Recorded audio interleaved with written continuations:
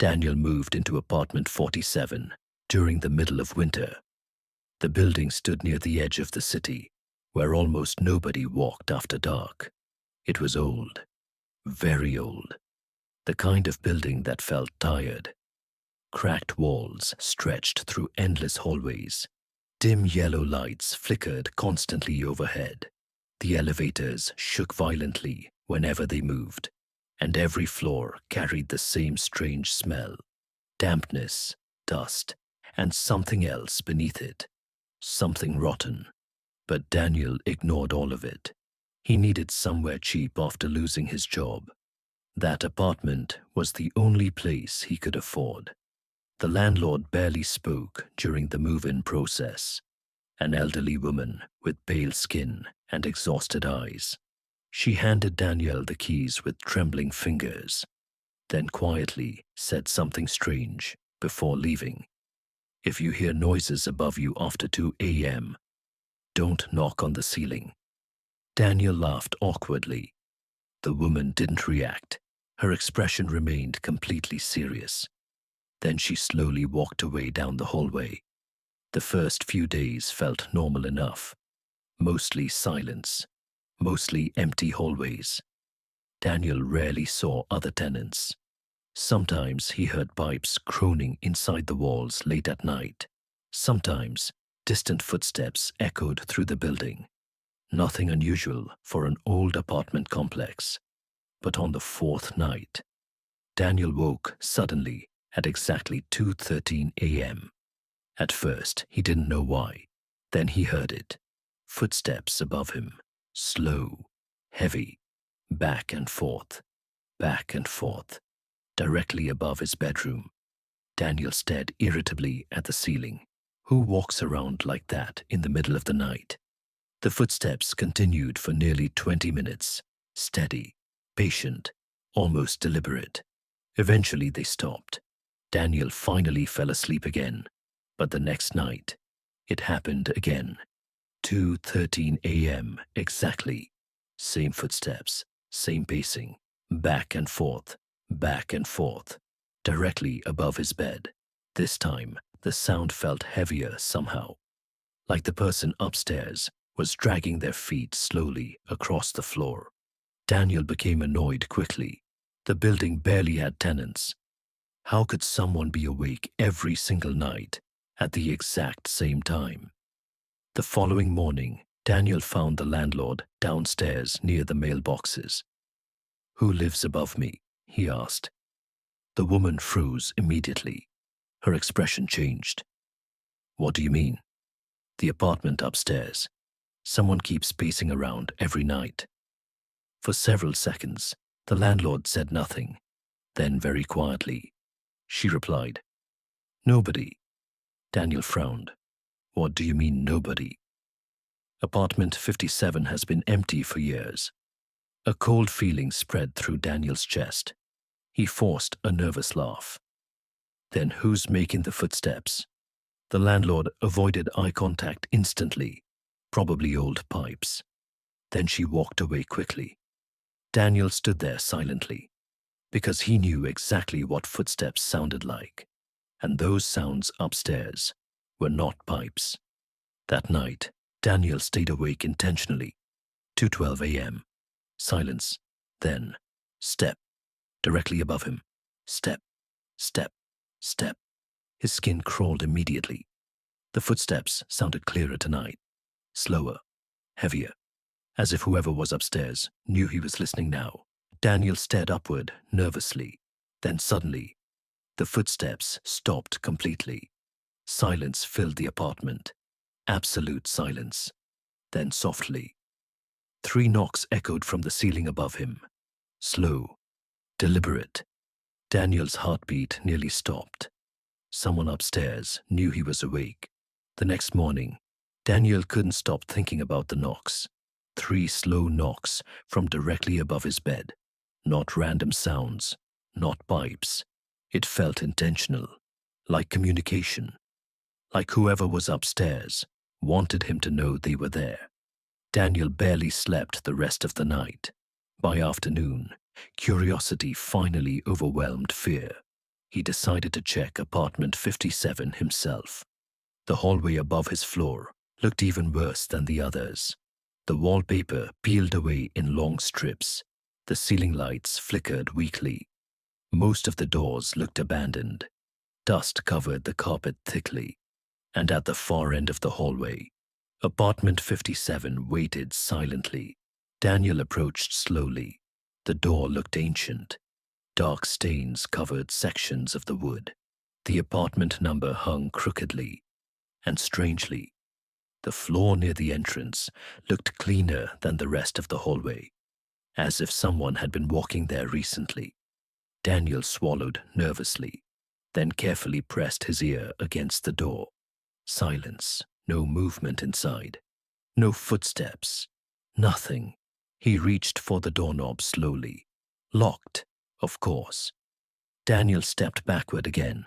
Something about the apartment felt deeply wrong. Like the darkness behind the door wasn't empty. Like something inside was standing perfectly still, listening to him. Then, suddenly, a loud bang exploded from inside the apartment. Daniel jumped backward violently. His heart pounded instantly. Silence returned again. Complete silence.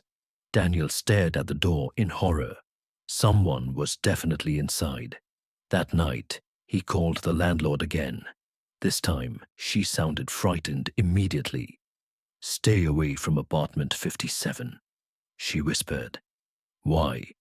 No answer came for several seconds. Then quietly, the previous tenants started hearing the footsteps too. Daniel felt cold instantly. What happened to them? The landlord's breathing became shaky. They disappeared. The phone disconnected. Daniel stared at the screen silently. Then slowly, he looked upward toward the ceiling. That night, he didn't sleep at all. 2:13 a.m. arrived. The footsteps began immediately, but tonight, they sounded different. Closer. Much closer. Daniel realized something horrifying slowly. The footsteps no longer sounded like they were upstairs. They sounded like they were directly outside his apartment door. Daniel stopped breathing. The footsteps moved slowly through the hallway outside. Step, step, step. Heavy, patient, like something searching carefully. Daniel sat frozen on the edge of his bed. The lights inside his apartment suddenly flickered weakly. Then, the footsteps stopped directly outside his front door. Silence filled the room instantly. Daniel's heartbeat pounded painfully inside his chest. Then softly, a knock came from the other side of the door. 3 slow knocks, exactly like the ceiling. Daniel didn't move. Another knock followed. Then a voice whispered softly outside. "Daniel." His blood turned cold instantly. The voice sounded wrong somehow. Almost human, but not completely. Like someone imitating human speech imperfectly. Daniel backed away slowly. Then the voice whispered again. "Let me inside." The hallway lights outside began flickering violently beneath the crack of the door. Daniel grabbed his phone shakily. No signal. Impossible. The signal had worked perfectly seconds earlier. Then suddenly, something scratched slowly across the outside of the door. Long, deep, violent scratches. Daniel covered his mouth to stop himself from making noise. The scratching continued for nearly a minute. Then, finally, silence returned. Complete silence.